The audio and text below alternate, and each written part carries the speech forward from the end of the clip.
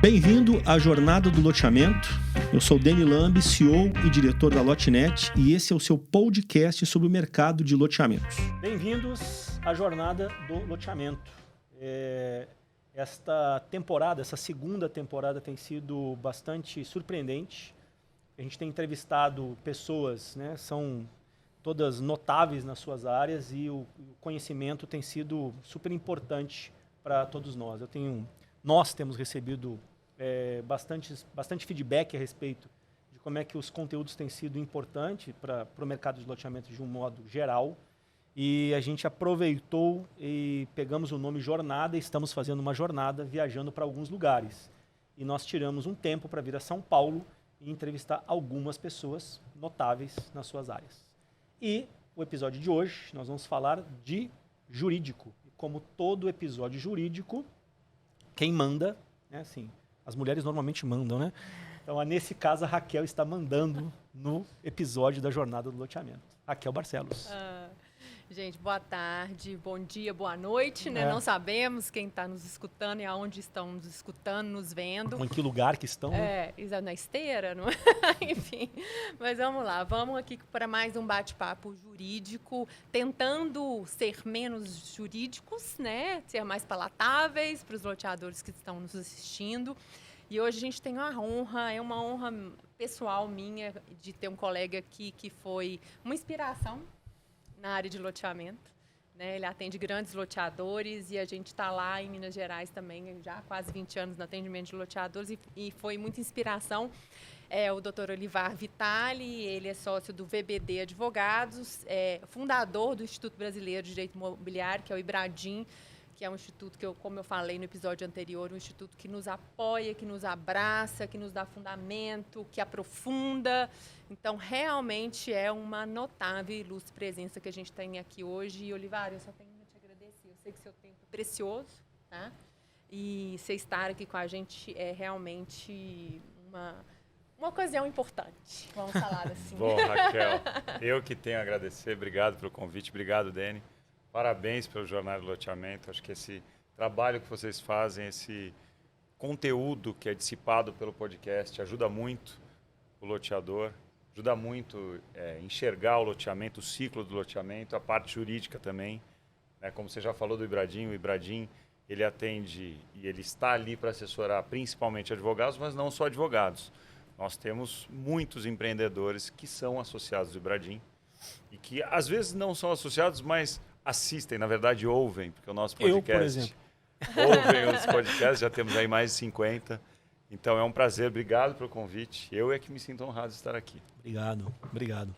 E hoje o nosso tema é extremamente importante, que nós vamos discutir, né? É um tema que dá para fazer uma jornada específica de formatos de parceria imobiliária, né? Então nós estamos falando aqui de um contrato ou de um memorando, enfim, de uma estruturação de como fazer um negócio imobiliário dentro de um loteamento, para se fazer um loteamento, né?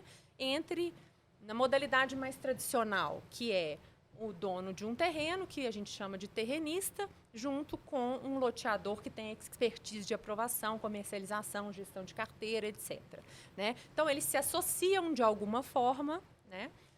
Nós não estamos falando aqui do loteador que vai lá e compra o terreno e desenvolve o loteamento, que, vamos falar, é a minoria dos casos, né, Olivar, que acontece. Os negócios jurídicos de loteamento, eles são formados por essa associação dessas duas figuras. Existem vários formatos de se fazer, né? Eu, nesses longos anos aí de assessoria para loteamento, eu já vi muita coisa acontecer, eu já vi muita criatividade, eu já vi também algumas coisas meio malucas por aí, mas, enfim, a gente aprende a todo dia essa questão da formatação da estrutura jurídica e aqui eu estou como uma aluna, tá? Até parece. Modéstia. Não, mas é verdade. E eu acho que para a gente começar a bater esse papo aqui, Olivar, a gente pode ir num contexto um pouco, vou falar, meio linha do tempo, assim, porque a gente alcança um público, às vezes, que ainda tem o costume de algumas estruturações um pouco mais arcaicas, assim, né? E às vezes se prendem muito a isso e não se abrem a estruturas um pouco mais fragmentadas, com mais flexibilidade de atuação, enfim. Eu acho que o mais importante de explorar no Olivar, eu acho que o objetivo final quem está nos ouvindo ou está nos vendo, ele entender todas as possibilidades e há uma orientação daquilo que seria os prós e os contras de todas as possibilidades possíveis de se fazer um contrato com o terrenista. Eu acho que essa é a resposta final. Eu acho que todas as possibilidades a gente teria que fazer difícil. uma jornada, né? Mas a gente pode eleger algumas aqui tá bom. E falar, né? Então a gente veio aí, né, Olivar, falava-se muito, eu acho que eu vou falar 15 anos atrás, se eu não me engano, se eu não estou enganada no curso do tempo, muito de permuta física, né? O que é a permuta física, né? O terrenista, ele entrega o terreno para o loteador e no final eles dividem as unidades imobiliárias decorrentes daquele loteamento num percentual definido entre eles. Você vê isso acontecendo ainda? Isso ainda acontece. Esse é o clássico, como você antecipou. Durante muitas décadas, né? A lei de loteamento é de 79. Antes dela a gente tinha um decreto de 37. A lei de 79, que é a lei de parcelamento do solo, que prevê tanto o desmembramento quanto o Instituto do Loteamento, ela é bem rigorosa no sentido de que a figura do loteador é um só. Nós vamos ver que desde 2021 deu tem uma mudadinha, segunda. né? Mas é um só, que é o proprietário do terreno. Fazendo um paralelo com a outra forma mais clássica de desenvolvimento urbano, que é a incorporação imobiliária, na incorporação você tem proprietário, compromissário, tem até o corretor e o construtor que podem ser incorporadores. No loteamento não, é o proprietário só. Então aconteceu muito, e ainda acontece em menor número, do dono do terreno, que não tem a expertise de desenvolver empreendimento imobiliário, ser procurado pelo loteador ou ele mesmo, entendendo que aquele terreno dele, uma gleba que foi rural e que está numa área de expansão urbana, tem a vocação para um loteamento, procurar o desenvolvedor. E aí o desenvolvedor analisa, faz o quadro dele, né, o fluxo dele para imaginar o que ele pode ter de resultado, qual que é o preço máximo que ele consegue pagar no terreno, mas não em dinheiro na frente, e sim no produto do loteamento, que são os lotes futuros. Esse é o clássico. Ainda tem isso hoje em dia? Tem. Mas muitas vezes o dono do terreno já se antecipa e fala, eu não vou ficar com 20%, 25%, 30% dos seus lotes. Eu quero ter uma receita dos lotes, até porque eu vou me valer do seu esforço de vendas para, no mesmo ritmo do seu, vender. E aí você já começa a pensar em associações, usando o termo associação, que não é exatamente uma associação, né? Mas usando o teu termo que eu achei muito feliz, formas de associação para que esse terrenista se torne também investidor do negócio, aportando o próprio terreno. E aí há as diversas formalizações possíveis que nós vamos tratar aqui. O que eu vi acontecendo muito nessa transição da permuta física para a permuta financeira, né, que é os dois juntos vendendo as unidades e aí repartindo os lucros, foi porque a permuta física ela gerava muita concorrência. Eu na parte de vendas eu não oriento que seja feito de forma nenhuma.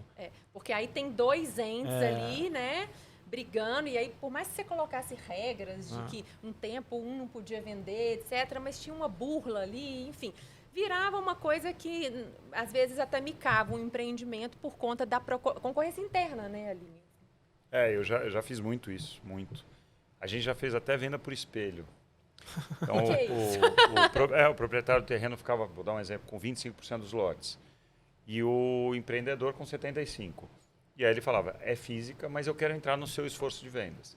Então você fazia, que a gente está chamando de permuta, mas formalmente nunca é permuta, né? Depois a gente até explica isso. Mas é uma troca, né? O seu ativo por 25% dos lotes.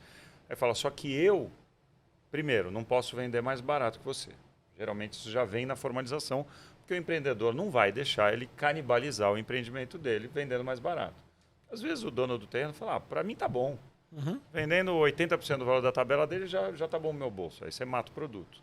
Segundo, muitas vezes o empreendedor fala, até eu fazer o meu esforço de vendas, eu não quero que você comece a vender os seus, porque senão não vende os meus. Então tinham vários degraus que impediam o terrenista, como você chamou, de exercer esse poder, esse direito de venda. Então ele falava, como eu tenho 25%, eu tenho os lotes definidos, que se eu não vender em X tempo, ele ficar o que a gente chama de estoque, você me transfere, talvez ali quando eu tiver o o lote já desenvolvido com toda a infraestrutura. Então, a cada 4 que você vender, considere que um é meu. No fundo, é uma permuta financeira. Porque, ainda que não fosse o daquele, para efeito de distribuição de resultado, a cada 4 um era considerado dele. Isso impedia o empreendedor de vender só os dele antes de vender o do dono do terreno. E também impedia o dono de terreno de canibalizar, porque ele entrava no esforço de venda. Na prática, é uma grande permuta financeira. E aí veio essa transição, Sim. né, de formatação. Mas eu só quero explorar isso para eu entender. E aí, como é que todos os lotes estavam em nome de uma SPE? Não necessariamente. Não necessariamente? Nesses casos, geralmente, você fazia por contrato de parceria. Como eu falei antes, o dono do terreno é o loteador. É assim, a lei exige. Aí vamos dar uns passos para trás, já antecipando o que a gente necessariamente vai falar depois, para chegar onde eu quero nisso. Quando o empreendedor chega no terreno, ele tem várias opções de desenvolver aquele loteamento. A mais antiga e clássica é ele não precisar colocar dinheiro na frente. O loteador, para efeito legal, é o dono do terreno, que já era aquela família que era dona daquele terreno, e ele assina um contrato com o dono do terreno que regra como vai ser esse empreendimento e como vai ser a distribuição dos lotes, quando os lotes prontos estiverem. Esse contrato a gente chama comumente de contrato de parceria. Ah, é contrato de parceria porque está na lei? Não, o contrato de parceria é o que a gente chama no direito de atípico. Ele não está definido, delimitado, o que a gente chama também no direito de positivado. Não está na lei escrito o que vai ser o contrato de parceria. Tem uma lei que rege. Mas é uma parceria, na prática é uma parceria. Um entra com terreno, o outro entra com todo o desenvolvimento, aprovação do projeto de loteamento, registro, venda e implantação da infraestrutura. E aí lá você prevê, vou fazer 1000 lotes, 250 são seus, quais? Já pré-define quais são aqueles que você vai receber só se não forem vendidos até o momento do TVO e da entrega dos lotes. É isso. Entendi. Perfeito. Então aí a gente está falando de uma concepção de contrato de parceria em que não se cria uma sociedade formal entre terrenista e loteador. Existe um contrato que rege essa relação. Então, lá na matrícula do imóvel, você tem o dono da fazenda como o proprietário da fazenda, como o que vai assinar todos os pedidos de aprovação, é o que tem que assinar os contratos de compra e venda. E aí o que me... Só complementando, tem que assinar, assina em nome dele, mas o mais comum é que ele dê procuração para o empreendedor. Porque senão o empreendedor depende dele para todos os atos. Então, no momento da assinatura do contrato de parceria, também é outorgada uma procuração para atuação em todos os órgãos públicos, cartórios e tudo mais. Então, tudo é feito em nome do dono da fazenda, usando a tua expressão, que eu achei ótima, mas a execução se dá pelo empreendedor, que é quem entende do negócio. E aí eu fico... como a gente está muito habituada com a SPE, e por que a gente está falando do contrato de parceria? A gente vai falar um pouquinho para frente. É porque teve uma novidade legislativa sobre o contrato de parceria. Nesse caso, a gente... É óbvio a outorga da escritura, né? Porque senão o empreendedor ele fica completamente na mão daquele dono do negócio, e nós estamos falando de um negócio de longo prazo, né? De 10, 15, 20 anos. Mas é uma procuração, Olivar, que eu não acho que ela é tão segura igual se tem, por exemplo, na procuração prevista na incorporação imobiliária. Certeza. Então, quando a gente está falando isso aqui para um loteador, a gente fala assim, existe uma procuração, mas ela não é uma procuração irrevogável, por exemplo, como a lei prevê na incorporação. A incorporação por mandato, por procuração, né? Mandato e procuração são sinônimos, para o construtor ou corretor, está lá previsto na lei 459/64, que é uma procuração que não tem retorno até o fim da incorporação. Essa procuração do contrato de parceria do loteamento é uma necessidade, mas que não tem a previsão legal da revogabilidade. Mas pode o dono do terreno a qualquer tempo, se estiver insatisfeito, revogar? Não deveria. Isso pode gerar até judicialmente um dever de indenização, mas ele pode. Ou seja, eu sou loteador, desenvolvo tudo, estou com a procuração do terrenista. Aí comecei a vender, ele falou assim, está vendendo bem demais, e o terrenista tem é de má fé, está usando de má fé, ele cancela aquela procuração e tudo volta a ser dele. Sim. Lógico que tem um contrato que abraça e traz direitos ao empreendedor, mas é um contrato que traz o que a gente chama no direito de uma obrigação pessoal, não uma obrigação real da coisa, né? Reis do latim. É diferente, você não segura na matrícula, você segura uma obrigação pessoal. Muito provavelmente o empreendedor vai entrar com uma ação judicial e em uma semana vai bloquear o que está sendo feito pelo terreno, mas dá uma dor de cabeça maior. Se você fizer a formalização pela empresa, e agora vamos explicar um pouquinho, não sei se eu estou te atropelando, mas se eu tiver, me breque. A única coisa que eu queria colocar, que eu antecipei um pouco, é que a gente está falando desse contrato de parceria porque recentemente a legislação ela foi alterada para colocar a figura desse empreendedor dentro do contrato de parceria como um loteador também, e aí possibilitando a averbação desse contrato de parceria na matrícula lá da fazenda, ou da gleba, etc. Então, hoje, pode-se pensar em determinadas ocasiões, eu fico pensando assim, em termos de segurança do loteador, às vezes tem uma resistência muito grande do terrenista de ser sócio, a gente tem tantas situações que a gente vive, né, que agora tem uma certa segurança para o loteador. Para o loteador. Essa alteração legislativa só existe para trazer segurança para o loteador. O que é a alteração? 2021, criação do programa Casa Verde Amarela, que substituiu Minha Casa Minha Vida, que também como programa já caiu, porque mudou o governo, já voltou Minha Casa Minha Vida, mas lá foi incluído no artigo 2 da 6766, agora é o 2A, a linha D de dado, a possibilidade, que eu já comentei com a Raquel, na minha opinião, é dever, do contrato de parceria ser averbado na matrícula. Aí esse risco acaba. Entendi. Porque e a lei chama o empreendedor de empreendedor. Então, para efeito legal, o loteador é o dono do terreno, mas ele tem uma responsabilidade solidária com o empreendedor. O empreendedor vai para a matrícula e, uma vez indo para a matrícula, por ato de averbação, não tem mais como ele sumir por uma revogação de procuração, por exemplo. Tem os dois lados. Para o lado do empreendedor é bom, porque não dá para o terrenista de má fé negociar aquela gleba com o outro. Para o lado do adquirente do lote é bom, porque ele tem mais um ente para responsabilizar além do dono do terreno, que é o empreendedor. Ele dá publicidade a essa parceria, né? Isso é bacana, porque aí o adquirente do lote, ele sabe exatamente que aqui, até lá no contrato de compra e venda, não sei se vai constar os dois ou se vai constar um como... Só o dono do terreno. Só o do terreno, entra o empreendedor como anuente e aquele obrigado a executar as obras, etc, etc. Mas dá também uma certa segurança para o adquirente do lote também. Tá? Então, é uma parceria agora mais formalizada. Mas nós não estamos falando ainda de formar uma sociedade entre essas duas figuras. Né? E aí é que vem, né, Olivar? Então, aí vem a outra alternativa, que é muito comum também, estava conversando com a Raquel, algumas regiões do país, inclusive muito mais comuns do que a parceria. A gente ainda faz no interior de São Paulo mais parceria do que constituição de sociedade propriamente dita. A Raquel falou que, por exemplo, em Minas Gerais se faz muito mais a sociedade. O que é a sociedade?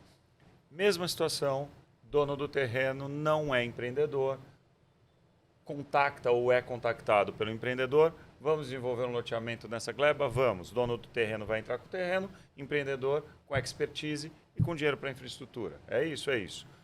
Ao invés de contrato de parceria, que é um contrato com garantia meramente pessoal, eles combinam de constituir uma empresa específica para aquele empreendimento, daí o nome é SPE, Sociedade de Propósito Específico. O terrenista aporta o terreno na empresa, que vai gerar ele um percentual da sociedade, geralmente o percentual combinado do que quanto vai ficar de lotes. No meu exemplo anterior, 25%. E os outros 75% são do empreendedor, que vai aportar como? Com todo o custo necessário para o desenvolvimento do empreendimento. Aprovação, obra, gestão, infraestrutura, tudo. Né? E aí você traz uma segurança maior em relação ao negócio em si. Por quê? Porque essa empresa vai ser a loteadora. Quem responde pelo loteamento é essa empresa. O que tem nessa empresa? O terreno, tem que ter, senão você não consegue fazer com que a empresa seja loteadora, e os sócios, que são dono do terreno e empreendedor. Societariamente, você vai regrar aquilo que você regraria no contrato de parceria se não houvesse a sociedade. Ah, mas você coloca tudo isso no contrato social? Muitas vezes não, porque o contrato social, que é público, vai para a junta comercial. Você faz um acordo de cotistas, se for uma limitada, um acordo de sócio, se for uma SA, regrando como é que vai funcionar responsabilidades e direitos desses contratos. Gestão. Não. Porque a gente está falando de duas figuras que têm... uma tem expertise total, né? E a outra tem o terreno e quer certas garantias, né? Então, o que eu vejo muito nas discussões de formatação de parceria é isso, é a gente equalizar o terrenista querendo uma certa garantia e o empreendedor querendo a gestão. Por quê? Porque ele é que tem expertise de aprovação, é ele que tem que tomar as decisões a respeito de tabela de venda, a respeito de modelagem de produto, né? Não dá para achar que o terrenista vai ter esse conhecimento. Então, ele tem que também ter esse desprendimento, no meu ponto de vista, de entregar isso para quem tem a expertise. E aí a gente tenta modelar isso societariamente, sabe, Dani? E aí é que vem 1000 possibilidades de se explorar. Eu queria pegar um desafio que eu costumo escutar muito, que é o terrenista falar assim, pro loteador. Fala, cara, eu estou colocando o meu terreno, que normalmente é um bem que tem um valor não só financeiro, mas afetivo. Assim, é a fazenda da minha família. Sempre tem algumas histórias em relação a isso. Eu estou colocando esse bem para dentro de uma empresa na qual eu estou te dando a maioria das cotas deste terreno. É isso aí. Quais as garantias que eu tenho de que esse negócio vai voltar para mim se você não conseguir desenvolver? É o que eu escuto de que pode ser um dos maiores desafios. Não sei se é o maior, porque vocês vivem essas negociações no dia a dia. Esse é o ponto nevrálgico. Esse é o ponto. Esse é o ponto nevrálgico. Várias das estruturações de loteamento que a gente fez no escritório foram por contrato de parceria por conta disso. O dono do terreno falava assim, eu sei que você é um loteador conhecido, renomado, quem garante que, bem no meu caso, você não vai ter problemas financeiros? Porque o loteamento, diferentemente da incorporação, não costuma levar 3 a 5 anos. Pode levar 8, 10. Quando faseado, pode levar 20. Né? A gente está pensando geralmente de uma área que não é urbana ou que acabou de se tornar urbana, mas que não tem nem infraestrutura, por isso o loteamento. Então, eu não sei como você vai estar das pernas daqui a 5, 8, 10 anos. Se eu estiver pautado num contrato de parceria, se você andar mal das pernas, eu corto esse contrato de parceria. Seja extrajudicialmente, se o contrato tiver a previsão de ruptura por inadimplemento do empreendedor, seja judicialmente por inexecução daquilo que você se obrigou. Ao passo que se eu jogo para dentro de uma SPE, aí a briga é societária, e aí o terreno já não é mais meu. O terreno é de uma sociedade de propósito específico, cujas cotas, em sua maioria, não são minhas. Por isso, por exemplo, que no contrato de parceria, é comum o dono do terreno exigir que ele só aporte o terreno lá na frente, quando o projeto estiver aprovado ou quase aprovado, porque leva tempo. Mas aí você faz isso, você já prevê isso num acordo? Sim, no contrato prévio. E isso tem segurança jurídica? Tem, porque nada impede, por exemplo, que você faça um contrato como se fosse de parceria, com previsão de conversão em SPE, no momento que você aportar a SPE, que você aportar o terreno na SPE. Então, você traz a segurança num contrato com garantia pessoal do terrenista com o empreendedor, sem prejuízo, inclusive, de levar para a matrícula por averbação. Você pode fazer isso, depois você converte na SPE, você transmite o terreno para a SPE, para a empresa, e aí a empresa é loteadora, está tudo resolvido. Isso traz uma segurança, a mesma segurança que você tem num contrato de parceria normal. Depois você converte, porque a partir do momento que você já aportou o terreno dentro da empresa, fica muito mais difícil voltar. Você tem que fazer, ou você tem que fazer uma cisão, ou você tem que fazer um encerramento da sociedade, derrubando, né, a gente chama, os ativos para os seus sócios, fora o custo. Porque isso é outra coisa que a gente não falou. Tem muito terrenista que prefere o contrato desenvolvedor empreendedor, o contrato de parceria SPE, por conta do custo. Custo de imposto de transmissão, que tem. Mas é barato. Não sei se é barato. Depende onde é o terreno, depende o quão desenvolvido já está aquele município. Às vezes você tem uma área que até ontem era uma fazenda, acabou de sair, nem IPTU paga ainda, você está no ITR, aí vocês sabem como funciona.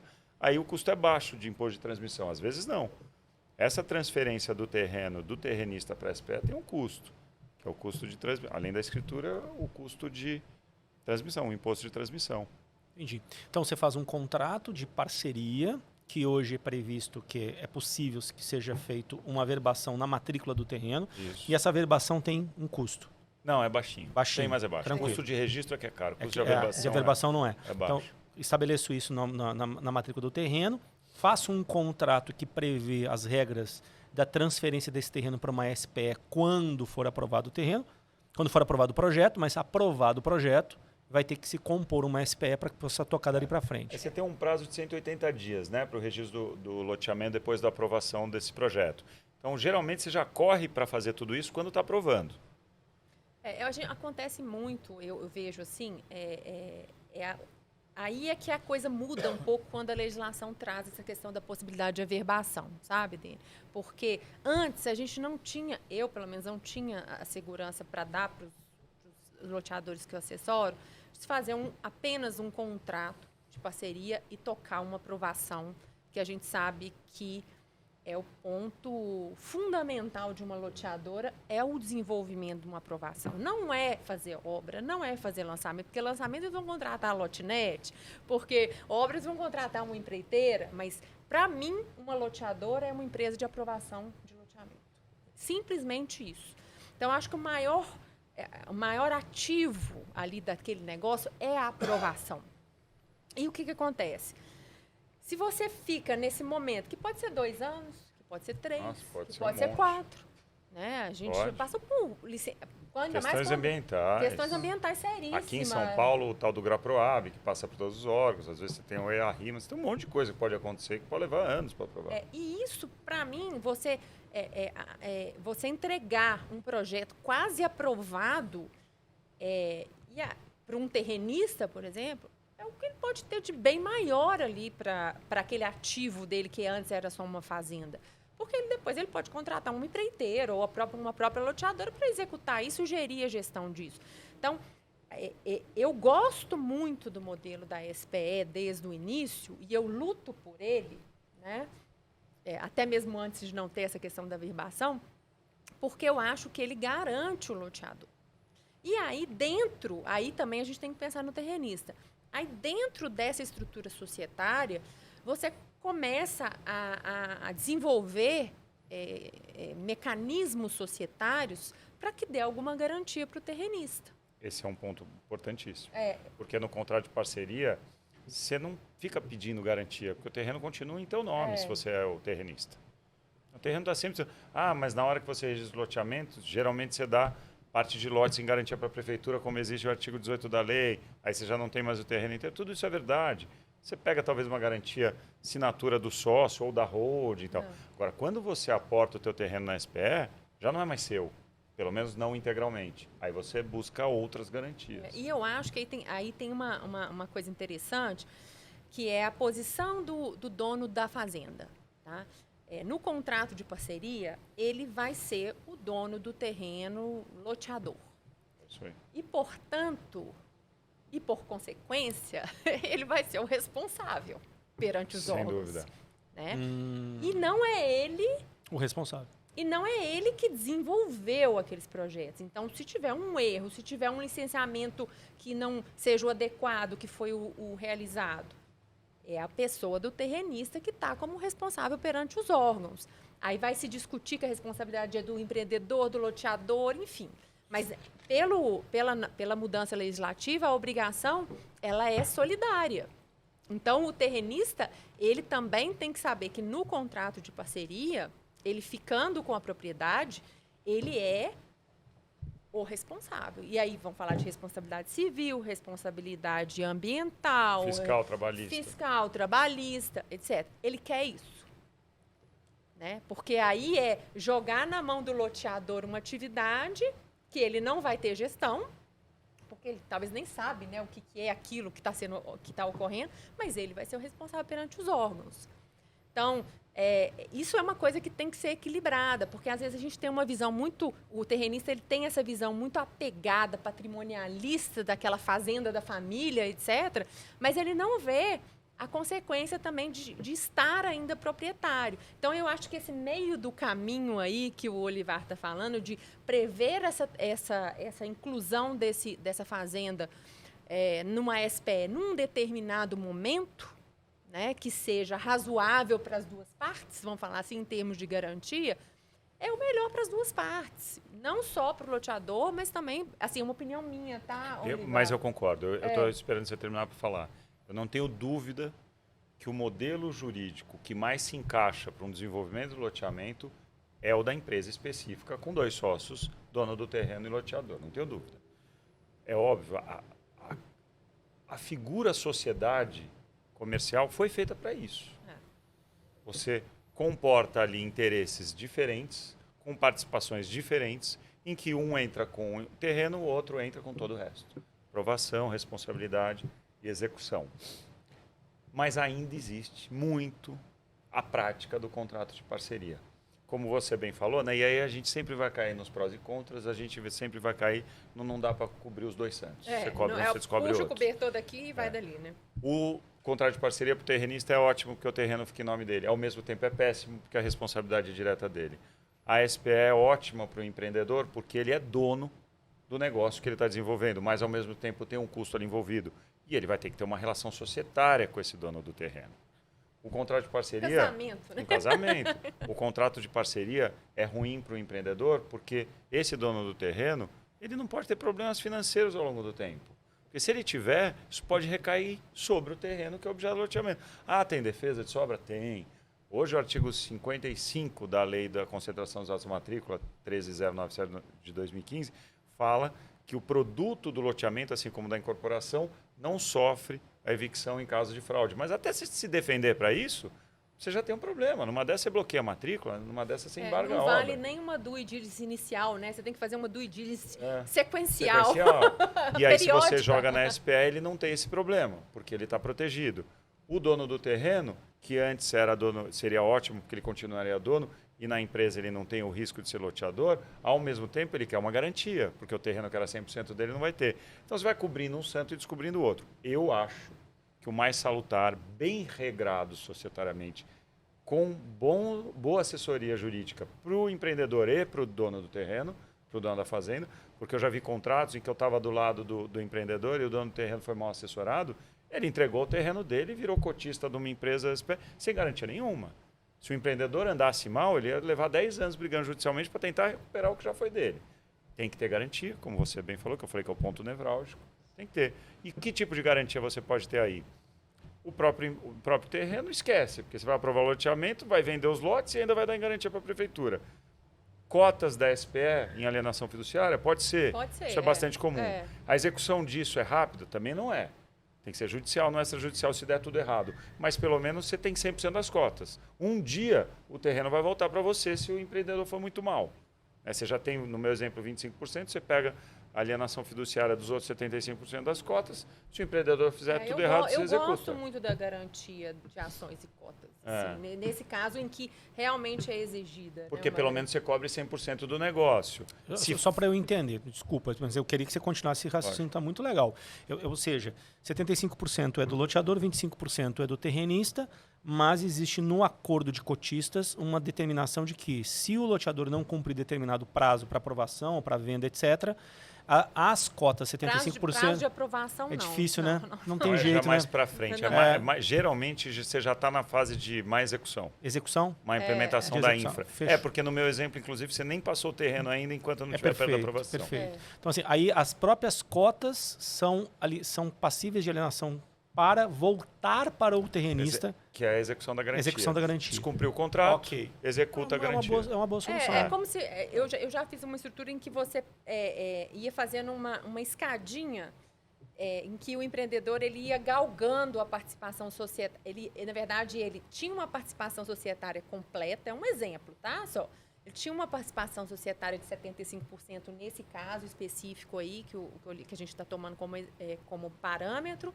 E ele dava em caução ou alienação fiduciária essa participação societária para o outro sócio, que é o terrenista, e o empreendedor ele ia desonerando essas ações ao longo do tempo. De acordo com quanto ele fosse cumprindo o contrato, que é sucessivo, que é longo, né? O que eu vejo, sabe, quando eu estou vendo do outro lado um colega advogado assessorando um terrenista, eu falo que mais do que assessoria, naquele momento ali, que pode levar 1 mês, 2 meses, 6 meses do fechamento daquela estrutura, né? É o acompanhamento. Eu acho que a assessoria jurídica das duas partes tem que estar em contato o tempo todo no desenvolvimento. Eu acho que eu vi de experiência, é o que dá certo. Por quê? Uma coisa é o dono da fazenda ser comunicado do que está acontecendo, etc, etc, etc. E o terreno dele está lá, no que a gente chama de land bank ali da loteadora, né? E às vezes ele confia naquele nome grande daquela loteadora, etc. Mas a loteadora ela tem as prioridades dela. A verdade é essa, né? Eu acho que o acompanhamento pessoal com uma assessoria jurídica dos dois lados é o que dá efetividade até para toda essa estrutura que foi arquitetada no início, ela seja efetivada. Porque, calcionou a participação societária do empreendedor. E o descalcionamento disso? Né? E a segurança para o descalcionamento disso? Ou para a desoneração, no caso de alienação fiduciária? É um processo contínuo, é um processo do dia a dia, é um processo de você gerar segurança, você, loteador, gerar segurança para o seu terrenista de que, olha aqui, o fluxo do loteamento é esse aqui, meu amigo. Tem o pedido de direito. Primeiro, nós vamos regularizar seu imóvel. Seu imóvel tem um período de regularização XYZ que tem esse caminho. Depois, nós vamos fazer um pedido de diretrizes urbanísticas lá no município, que vai dar um norte para a gente fazer um projeto. E assim a gente vai fazendo um caminhozinho até chegar no registro de loteamento. O terrenista, quando ele entende o ciclo do loteamento, que a gente já falou disso aqui, e ele acompanha com pessoas capazes do lado dele, assim, a coisa fica segura. Porque ele entende que 1 ano num loteamento não é nada. E às vezes ele fala, mas por que 1 ano, 2 anos, 3 anos de aprovação? Quando ele entende isso aqui, ele entende o porquê. E aí, na hora de desonerar uma participação societária do empreendedor, ele vê, esse cara trabalhou pro cara. Esse cara trabalhou. Eu entendi. Porque é o que eu falo, o bem maior, no meu ponto de vista do loteamento, é ele chegar aqui no registro do loteamento. Na hora que ele chegou nisso aqui, a não ser que dê um pepino aí de mercado, de política, etc., né? Mas, assim, o bem maior é ele ter aquele registro do loteamento ali. Ele não ter mais a fazenda e ele ter as unidades individualizadas, com as áreas públicas individualizadas, etc., etc. Então, a gente pode montar qualquer estrutura que seja, assim, no meu ponto de vista. Contratar os melhores assessorias e tal, não sei o que. Se os dois não estão acompanhando e entendendo o processo, começa a gerar os como toda relação. Né? Tem um outro ponto que eu acho importante diferenciar, já que estamos partindo para diferenciações. Né?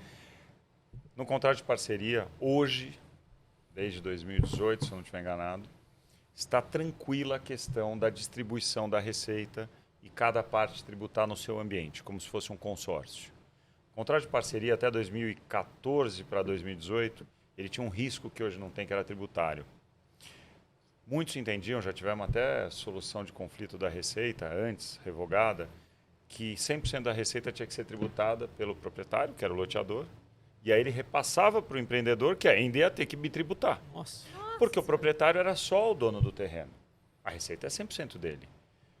E o contrato de parceria previa diferente. No meu exemplo, 2575, venceu um boleto do adquirente do lote, R$ 1.000, R$ 750 vai para o empreendedor, ele tributa, 250 vai para o dono do terreno, ele tributa. Agora é assim, então isso já está ultrapassado. Mas a SPE é diferente. Na SPE, quem vende é a empresa.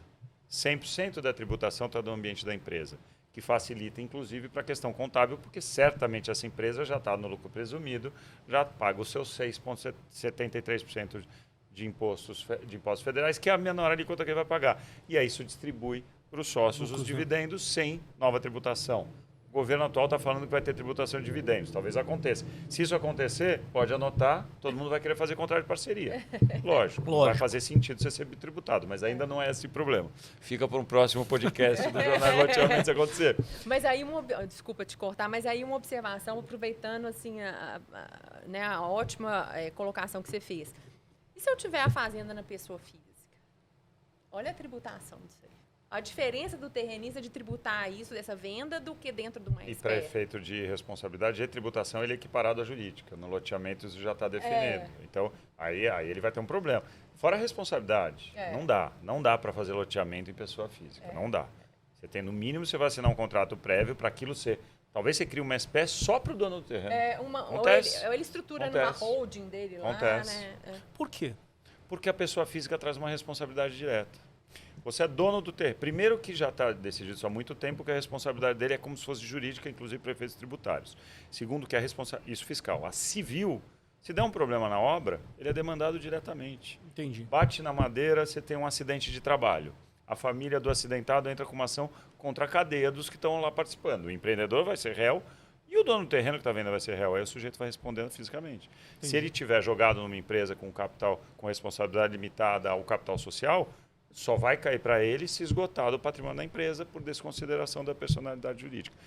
Para isso que existem as empresas. Você vai proteger no limite da empresa.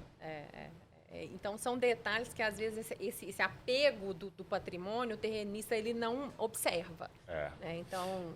Eu quero voltar um ponto só. Você estava falando a respeito de quais seriam as possibilidades de segurança e a gente falou a questão de fazer uma garantia das cotas. Fiduciária de cotas ou ações. Existem outras formas que você enxerga? Existem outras.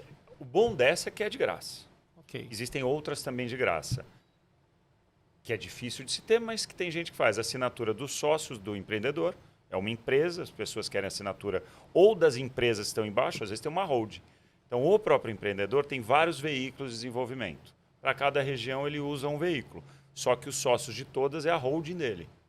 A assinatura da holding, você pega empresas grandes, seja de incorporação, seja de loteamento, ele tem um PL, um patrimônio líquido de centenas de milhões de reais.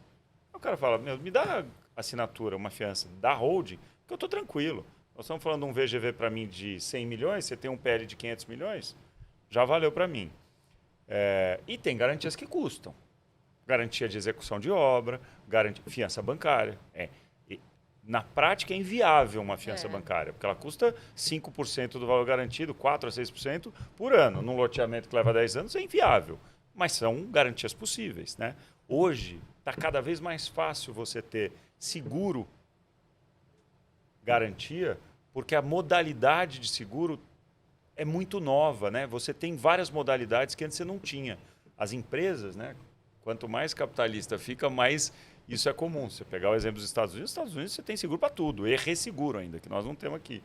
Então, você pode pedir um tipo de seguro de execução, por exemplo, das obras de infraestrutura. Tem várias modalidades. Só que tudo isso custa, Deni. E o empreendedor, obviamente, não quer custo. Eu sempre falo isso, quanto maior o prazo, quanto mais longo for o prazo de execução do empreendimento, menos você quer ter um custo no nascituro. Porque o retorno do seu investimento vai ser mais longo. Lógico. Se hoje nós temos juros beirando 14% ao ano, quanto menos dinheiro você colocar hoje, maior vai ser teu resultado. Porque cada real que você colocar hoje, em um ano, ele tem que estar rendendo 1 mais 14, senão você está errado. Então você não sai de casa. Essa conta financeira tem que ter. Então o loteador vai virar para o terreno e vai falar assim, olha, eu te dou garantias, acha que você quiser, desde seja de graça. Se eu tiver que pagar, a minha conta contigo vai mudar. Os teus 25 vão virar 22. Tem que sair de algum bolso. É matemática. Tem que sair de algum bolso. E tem dono de terreno que prefere um passarinho na mão a 2 voando. Eu prefiro 22 com uma garantia mais firme, que custe para você, do que 25 sem certeza.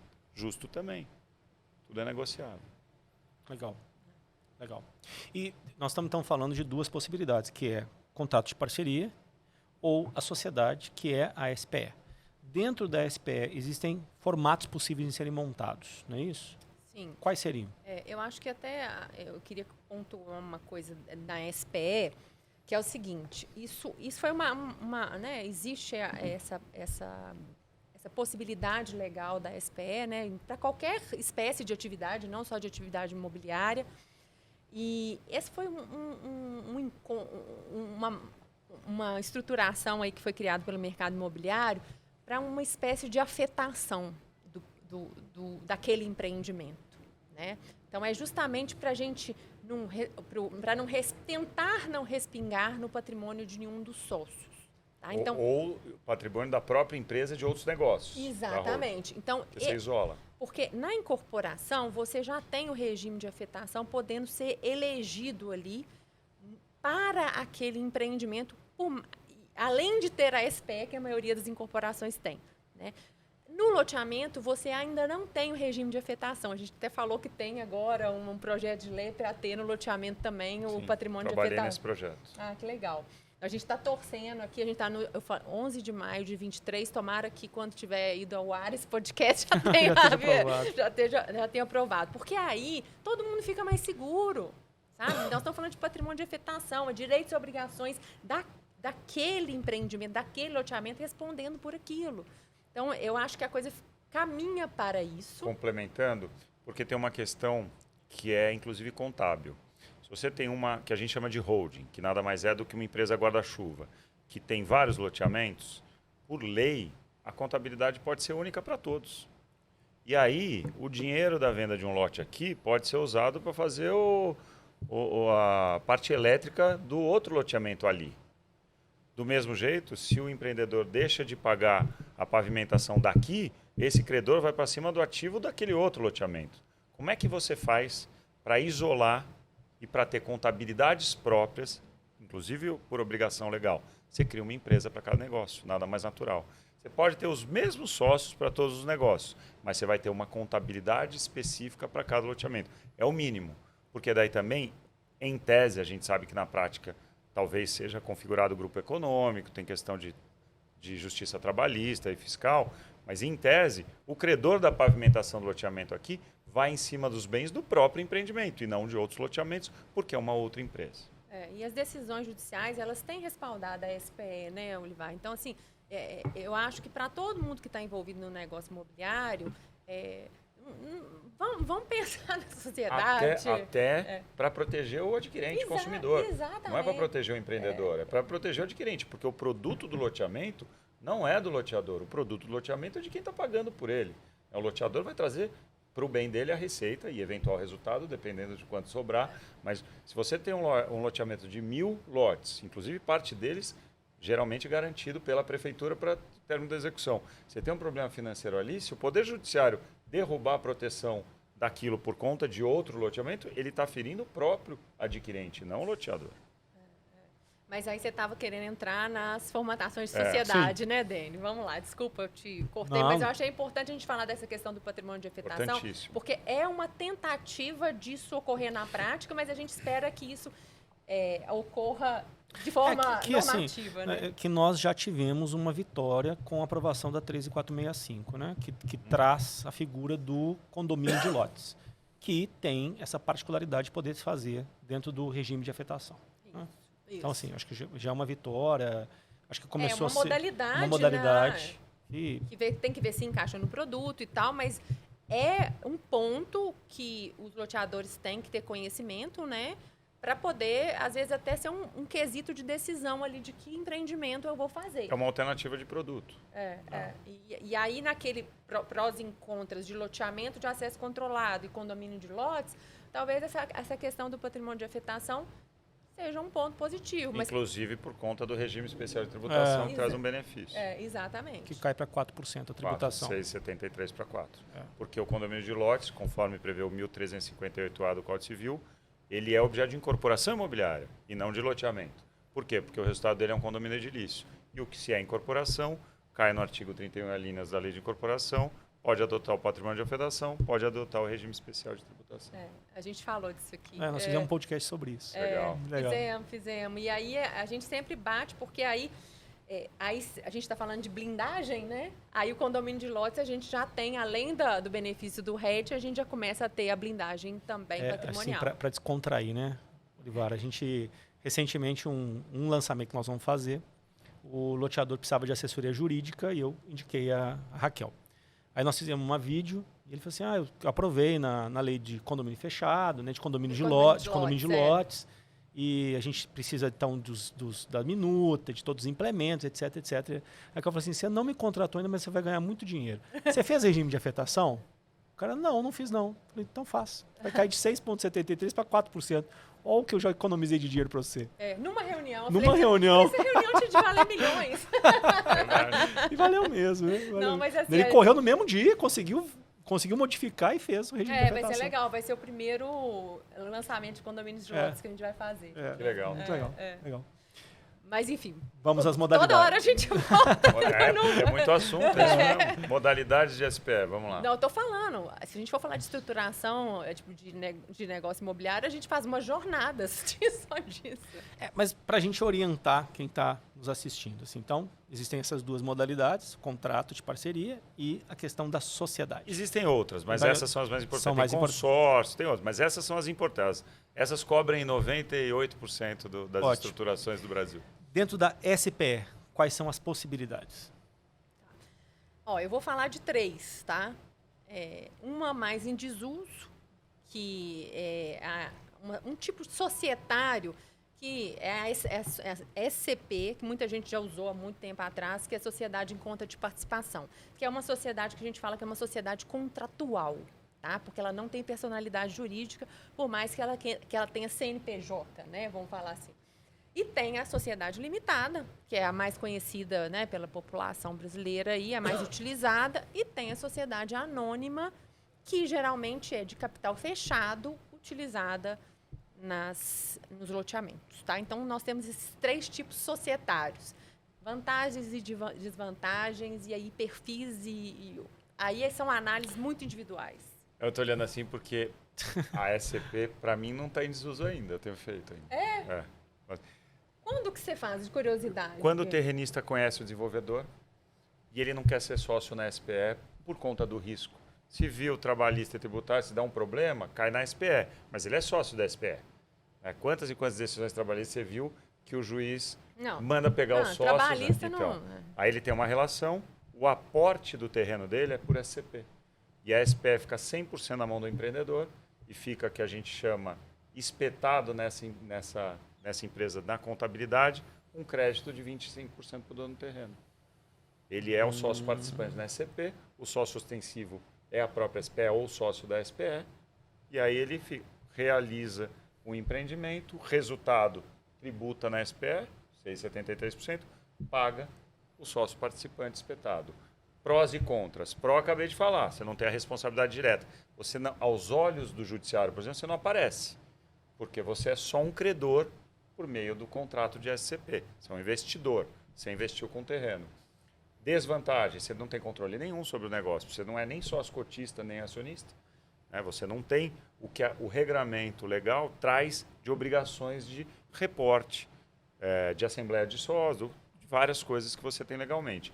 Mas a gente tem feito, fizemos uma recentemente, inclusive, porque os donos do terreno tinham um relacionamento com o empreendedor. Eles queriam fazer um negócio com aquele empreendedor, confiavam naquele empreendedor, mas não queriam aparecer na sociedade. Não querem, eles fazem outra coisa da vida. E aí eles aportaram por SCP.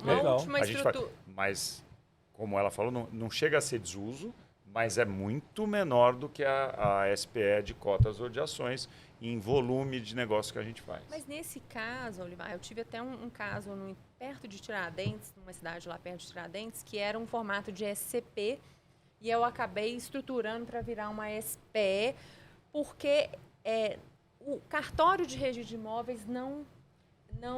Mas não vai por SCP no cartório. Como é que a gente não faz? aceitou SCP. Então, mas não aceita mesmo. É normal não aceitar. Como é que a gente faz? Você assina um contrato terrenista e empreendedor. No contrato terrenista e empreendedor, o terrenista vende o terreno para o empreendedor. Ao invés de receber em dinheiro, o valor contratado é representado por uma nota promissória. Essa nota promissória que é o aporte da SCP. Para registro de imóveis é uma venda e compra, o que, aliás, é ótimo para o empreendedor, porque ele está com terreno limpo para a prefeitura, até para captar financiamento, se ele conseguir um dia. Que a gente sabe que captar financiamento no loteamento é um sonho, não é uma realidade, mas tem até projeto de lote urbanizado com financiamento que a Caixa falou que ia fazer, aí já é outra história. Para o dono do terreno, ele aparece como vendedor, ou seja, ele está limpo de responsabilidade, agora o negócio do empreendedor, e com essa nota promissória, ele aporta esse crédito na SCP. É isso. Não dá mesmo. O registro de imóveis, ele breca mesmo, porque ele fala que não tem a previsão legal do 1671 da Lei de Registros Públicos. Não tem como transferir propriedade, porque, como você mesmo falou, apesar de ter o registro por exigência da Receita, não é uma sociedade comercial, a SCP. É uma sociedade prevista legalmente, mas de investimento. Então, essa é uma primeira formatação aí. Essa é uma primeira que é menos usual, mas que é uma opção. Então, assim, quem estiver assistindo, fala assim, eu sou dono do terreno, eu não quero ter risco, ao mesmo tempo eu não quero ser contrato de parceria. Os dois não estão me agradando. Eu quero só ter 25% do negócio. O cara que está desenvolvendo, às vezes é familiar. A gente já fez isso, que dos 10 donos do terreno, tem um que é empreendedor. Os outros 9 confiam, mas não querem estar junto no terreno, com carinho nem na sociedade. Então fazem via SCP. Isso é comum. Comum, apesar de ser minoritário em relação à SPE. Porque, de qualquer maneira, você está falando aí, o terreno ele vai ser transferido. Vai ser transferido. Vai ser transferido. Né? Aí também é muito comum o sócio participante querer uma garantia. Às vezes, de novo, a alienação fiduciária das cotas. Por que não? Mas será... Aí o terranista tem que pensar, né? Eu fico pensando aí no viés do terranista. Você tem uma SCP que eu vou ter que transferir a propriedade para a SPE e eu tenho uma relação societária de SCP, tá? Que eu acho que é até um pouco mais firme, talvez, do que um contrato de parceria, mas não é uma sociedade com um regramento legislativo bom. Assim, né? Apesar do nome sociedade, porque a sociedade é contra a participação, na prática é um contrato de investimento. É um contrato. Na contabilidade você está espetado como um credor se o negócio der resultado. Tem uma coisa que a gente não falou ainda, depois de você falar de cotas e SA, a gente tem que falar como faz para pagar o terrenista nas modalidades todas. O contrato de parceria é o mais fácil deles, por questão de antecipação de receita antes de resultado. Mas fala primeiro da SA e da cota, depois a gente não termina nenhum assunto. Não, mas vamos falar rapidamente aqui para não ficar muito técnico aí, né? Mas a gente tem a sociedade limitada, que ela é um regramento dentro do Código Civil, que pode se utilizar de forma supletiva a lei de SA, no caso de alguma omissão, etc., que é o mais comum de se fazer, tá? Então, ela fica uma sociedade limitada, utilizando as regras também da SA. É uma sociedade em que a responsabilidade dos sócios ela é limitada àquele capital social, e enquanto não integralizado o capital social, todos os sócios são solidariamente responsáveis. Então, assim, na hora de falar em sociedade limitada, eu gosto sempre de lembrar disso, porque isso é uma diferença grande com a sociedade anônima, tá? Enfim, acho que falei. Quer acrescentar mais alguma coisa sobre a limitada? Não. E é a mais comum. A única coisa que eu vou acrescentar é que é a mais comum. É a mais comum. É a mais comum. Porque ela é mais simples que a anônima, que ela vai explicar. A anônima, não. A gente já está falando mais de uma sociedade que a gente diz que ela é menos pessoal. Ela é mais capitalista, vou falar assim, né? Por mais que o desenho utilizado né, seja de capital fechado. A gente não está falando de bolsa, a gente não está falando nada disso. Então, é uma sociedade composta por ações em que os sócios eles ficam menos expostos, porque os sócios eles aparecem só num livro de ações, que ele é um livro que fica dentro da sociedade. Por isso que o nome é anônima. Então, isso, para determinado perfil de investidor, enfim, de terrenista, isso cai com muito bons olhos, tá? E dá uma flexibilidade maior ali de colocar investidor. Os investidores, às vezes, quando você vai para o mercado, você vai fazer uma operação estruturada, alguma coisa que eles olham com melhor olhos quando você está lidando com uma sociedade anônima, tá? Porque tem arcabouço legal um pouco mais estruturado, mais robusto. E em relação à responsabilidade, passando muito rapidamente, tá? Que eu acho que é o que seja mais relevante, a sociedade anônima, cada sócio é responsável, vamos falar assim, ilimitadamente pela sua integralização de capital e não pela integralização do capital como um todo. Tá? Então, isso faz uma diferença na hora da escolha, ainda mais quando o valor do investimento todo de obras, ele está a integralizar, que pode acontecer em uma modalidade, e aí você vai estar...